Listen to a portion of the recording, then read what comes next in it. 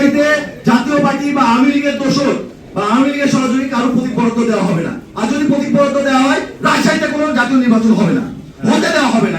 রাজশাহীতে ত্রয়োদশ জাতীয় সংসদ নির্বাচনের প্রতীক বরাদ্দকে কেন্দ্র করে উত্তেজনাকর পরিস্থিতির সৃষ্টি হয়েছে।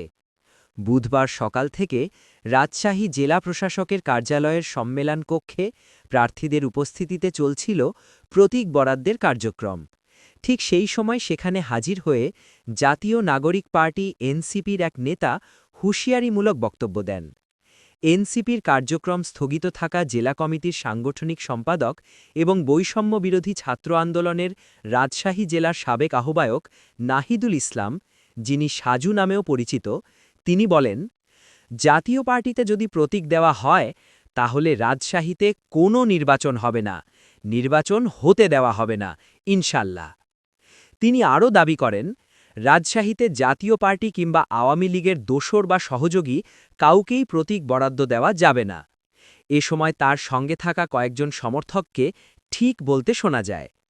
এর আগে নাহিদুল ইসলাম লিখিত অভিযোগ জমা দেন রিটার্নিং কর্মকর্তার কাছে।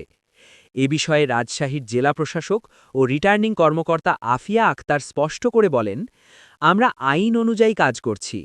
চূড়ান্ত প্রার্থী তালিকা প্রকাশের পর জাতীয় পার্টির প্রার্থীদের প্রতীক বরাদ্দ না দেওয়ার কোনো সুযোগ নেই। আইনের বাইরে গিয়ে আমরা কোনো কাজ করতে পারি না। সব বিতর্ক ও আপত্তির মধ্যেই রিটার্নিং কর্মকর্তা জাতীয় পার্টির প্রার্থীদের প্রতীক বরাদ্দ দেন।